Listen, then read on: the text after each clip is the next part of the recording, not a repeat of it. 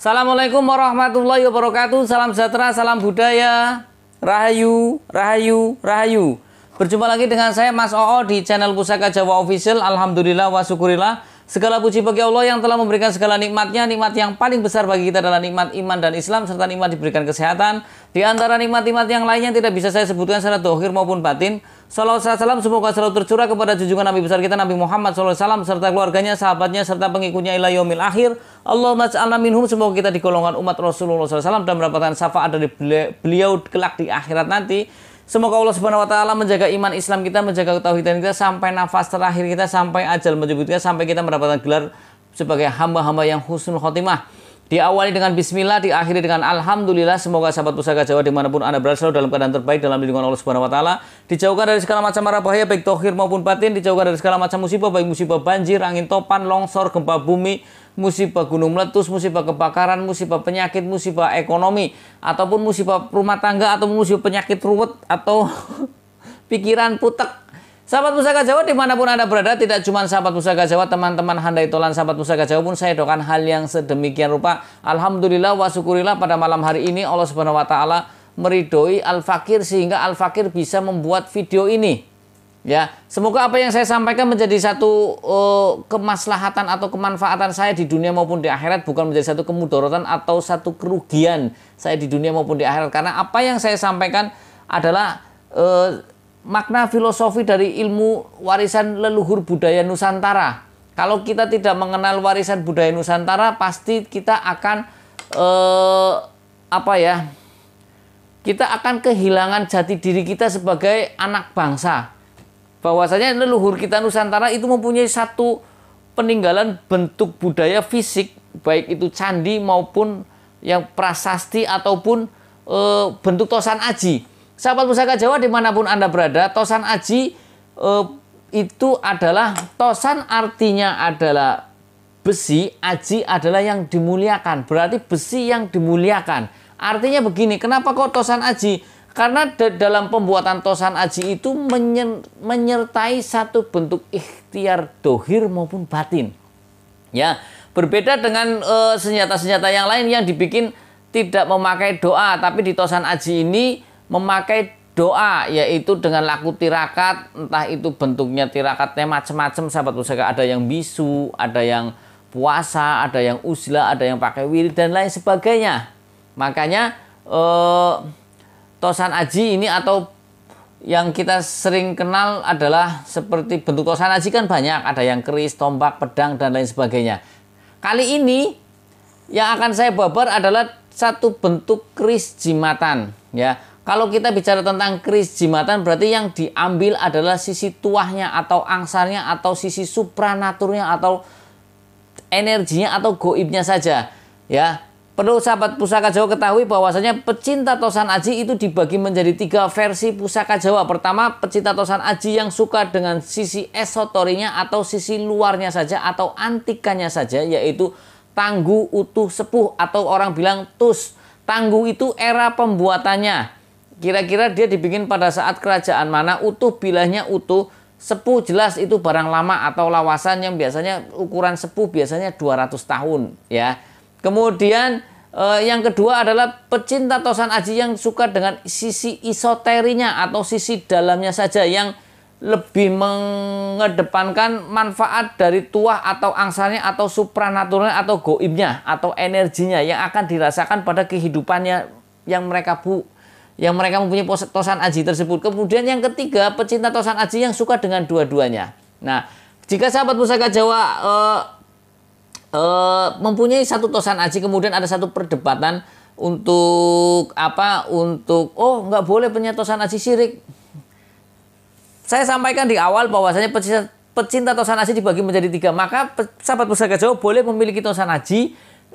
Untuk poin yang pertama, yang suka dengan sisi esotorinya, tentunya perlakuannya pun berbeda dengan perlakuan atau perawatannya berbeda dengan yang poin yang kedua yang suka dengan esoterinya saja, dan juga secara fisik biasanya pun berbeda. Biasanya untuk pecinta tosan aji yang poin pertama, yaitu yang suka dengan antikannya, dia pasti memandang fisiknya perfect atau sempurna. Cari yang bagus, entah pamornya yang bagus, bilanya yang utuh, tangguhnya pun jelas.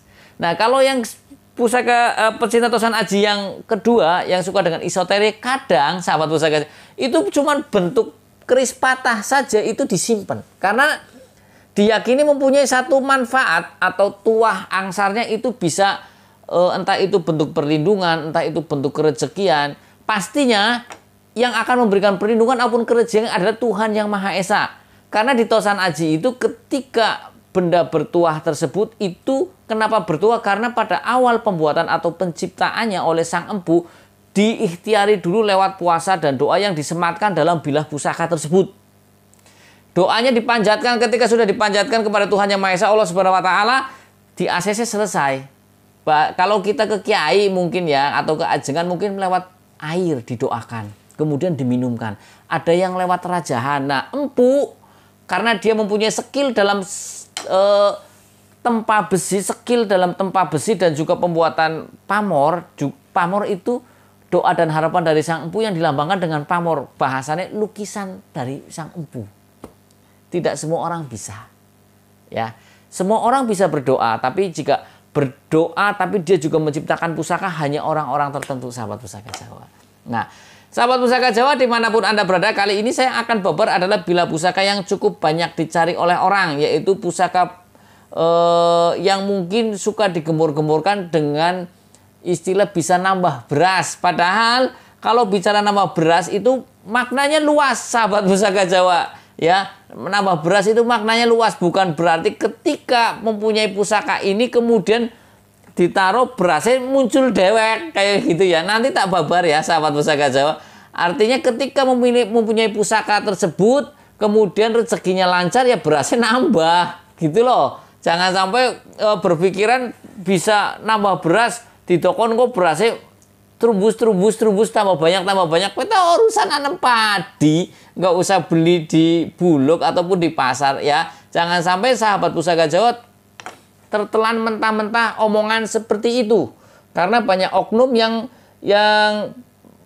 seperti itu yang mengatakan nambah beras ketika bahkan di video berasnya muncul, itu permainan sahabat pusaka Jawa ya. Itu trik bahasanya. Nah, sahabat pusaka Jawa dimanapun Anda berada, kita ambil bilah pusakanya.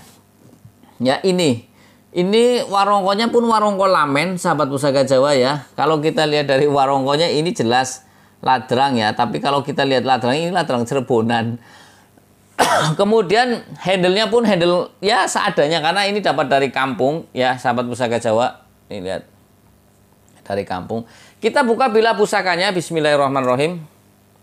Sahabat pusaka Jawa dimanapun Anda berada, kita bisa lihat ukurannya sangat kecil ya, artinya bisa dimasukkan ke dalam entah kantong baju maupun di kantong celana ataupun di tas ya. Ini jelas untuk teman jalan bahasanya gurune aku, kayak dulu saya suka dikasih batu ataupun yang lain kayak ngobatir melaku ya. Selain ATM ya batir melakunya ini gitu loh, entah itu batu gitu, karena teman jalan itu banyak bentuknya, orang bentuknya ATM, barangkali kekurangan duit ataupun bentuk piandel, yaitu seperti ini ya. Jimatan diciptakan untuk piandel. Piandel artinya apa Mas? Piandel adalah untuk meneguhkan hati. Artinya biar nggo kandel-kandeling hati, biar nggo tetek-tetek hati ya, karena di dalam satu bilah pusaka terdapat doa-doa dari Sang Empu. Entah itu doa itu khusus, entah itu doa untuk kerezekian, entah itu doa untuk perlindungan, entah itu doa untuk pengasihan, entah itu doa untuk kewibawaan. Sahabat pusaka Jawa dimanapun Anda berada, sekarang kita lihat dapur. Apakah ini saya depankan atau dekatkan ke kamera? Dari kejauhan sahabat pusaka Jawa, nah biar kontras, di sini terlihat stilasi atau gambaran dua orang sedang duduk atau manusia yang sedang duduk. Ya, sudah sering saya babar, ini adalah kalau orang bilang secara dapur, secara pakem namanya putut kembar. Tapi orang bilang ini lebih lumrah, orang mengatakan umyang jimbe. Ya, dapur umyang. Nah, sekarang kita lihat dari pucukan bilanya. Pucukan bilanya ini adalah nyujen ya. Kemudian kita lihat dari pamornya. Gonjonya dulu sahabat pusaka Jawa, kita lihat dari gonjonya ini ikutnya gonjo wuwung. Ada gonjo kita tak ketahui, ada gonjo sebit rontal, ada gonjo kelap lintah, gonjo wilut, gonjo wuwung, gonjo dungkul. Nah, biasanya untuk dapur-dapur yang lama, yang biasanya untuk dapur-dapur, entah biasanya dapur-dapur tangguh-tangguh Pajajaran, itu gonjonya wuwung. Nah, ini gonjonya wuwung atau rata, sahabat Pusaka Jawa. Ya, kalau speedrunner kan agak kayak butut urang begitu. Nah, sahabat Pusaka Jawa dimanapun Anda berada, sekarang kita lihat dari pamornya. Apakah ini berpamor? Ini ikutnya tidak berpamor, atau orang Malaysia bilang besi mata hitam, atau orang Melayu bilang ini besi mata hitam. Kalau orang sini bilang kelengan atau pengawak wojo. Ya, sahabat Pusaka Jawa dimanapun Anda berada, kita bicara tentang tuah atau angsar dari pengawak wojo. Banyak yang mengatakan empu membuat satu dapur keris dengan tidak berpamor itu adalah fungsinya untuk menyembunyikan agar menjadi satu misteri, dan hanya orang-orang yang punya daya linui yang bisa ngecek satu barang agar supaya ketahuan, karena tidak semua orang bisa mendeteksi fungsi dari itu. Akhirnya orang tayu saja, orang yang mempunyai satu kelebihan saja. Kalau umumnya kita lihat dari pamor ya, umumnya pamor ngulit semangka untuk memperluas pergaulan, wasfuta untuk kerezekian. Nah, kalau tanpa pamor ini hanya bisa dibaca oleh orang yang bisa mendeteksi atau berkomunikasi dengan isi yang ada di dalam pusaka ini. Dan konon katanya untuk kelengan itu lebih dahsyat karena banyak sekali satu doa-doa yang tersembunyi. Seperti itu. Jadi, tapi secara makna filosofi, sebagian pecinta keris beranggapan orang pusaka tanpa pamor atau kelengan atau pengawak wojo agar orang itu menjadi wisdom, bijaksana, pola pikirnya maupun tindakannya itu bijaksana. Ya, itu makna filosofinya seperti itu. Sebagian pecinta keris beranggapan seperti itu agar orang itu menjadi bijaksana. Ya, di samping untuk yang lain-lainnya yang tersimpan dalam doa-doa yang dari sini. Nah, sahabat Pusaka Jawa dimanapun Anda berada, kalau kita lihat dari looknya, kita hitung 1, 2, 3, 4, 5. Looknya 5. Ya, kita ketahui 5 erat hubungannya dikaitkan dengan Pandawa. Karena Pandawa mempunyai 5 saudara. Hendaknya makna filosofinya kita meniru yang 5 itu. Yudhistira orangnya jujur, Bima ya itu orangnya pemberani dalam rule atau dalam jalur kebenaran. Arjuna orangnya multi talent, dia itu pandai memainkan segala macam senjata. Nakula orangnya humble, merakyat. Sadewa orangnya lebih banyak berdoa atau lebih banyak mendekatkan diri kepada Tuhan Yang Maha Esa. Jadi kalau bisa kita meniru yang sifat yang 5 ini. Ketika kita sudah meniru sifat yang 5 ini, insya Allah kita menjadi manusia yang baik di mata masyarakat maupun di mata Tuhan Yang Maha Esa.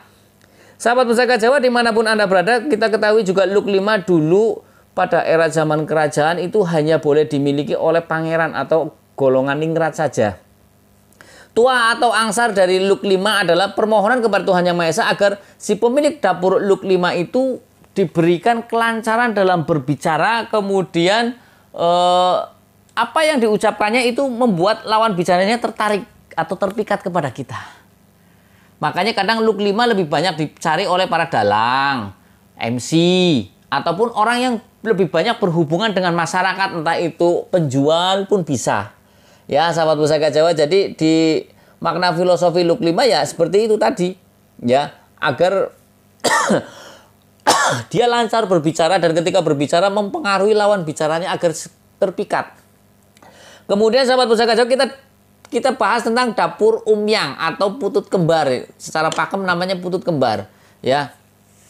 Dapur umyang atau putut kembar itu kan dulu asalnya sahabat Pusaka Jawa itu sebenarnya umyang itu bukan nama dapur.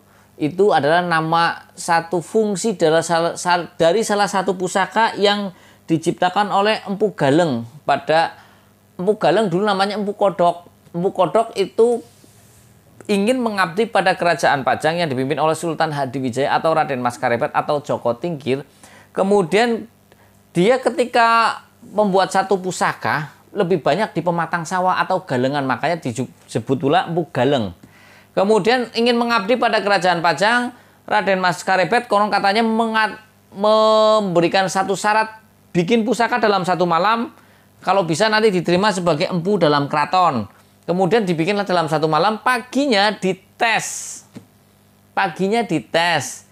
Setelah dites, ditorehkan kepada narapidana, efeknya itu ngumyang atau ngomong tidak beratur atau nguromed. Wong bahasa Tegal berbesing nguromed. Akhirnya makanya disebut empu umyang atau ngumyang. Seperti itu. Nah, ya sahabat Pusaka Jawa.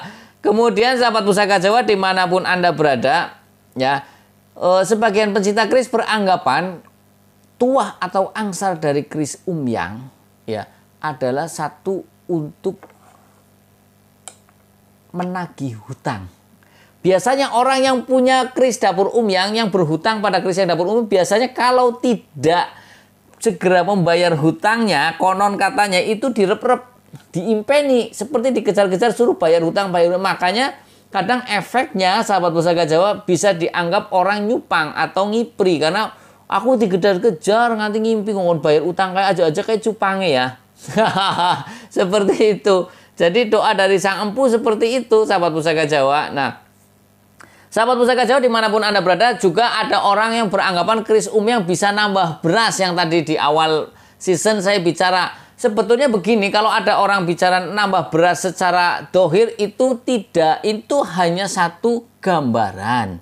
Karena ada yang bilang juga dapur umyang untuk kerejekian sahabat Pusaka Jawa. Jadi ketika mempunyai dapur umyang ini, rezekinya lancar, dan entah itu dia seorang pedagang, entah itu dia seorang karyawan, ataupun seorang yang pangreh projo, yang PNS ya, yang mengabdi pada satu negara, itu rezekinya jadi banyak, entah itu dari pekerjaannya ataupun dari luar.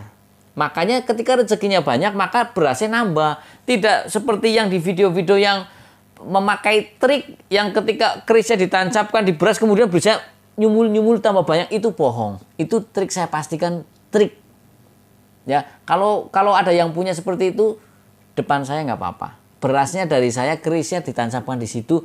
Kalau sampai muncul, berasnya muncul banyak, tak beli. Ya, enak kok, orang usah tuku beras ya seumur-umur ya kan.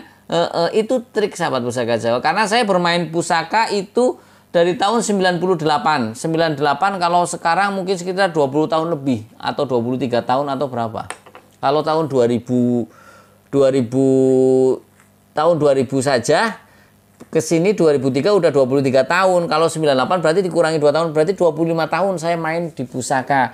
Kok bisa main begitu? Saya suka dengan pusaka dari bapak saya. Bapak saya juga dulu begitu. Jadi di keluarga yang suka pusaka saya, alhamdulillah. Yang lain tidak.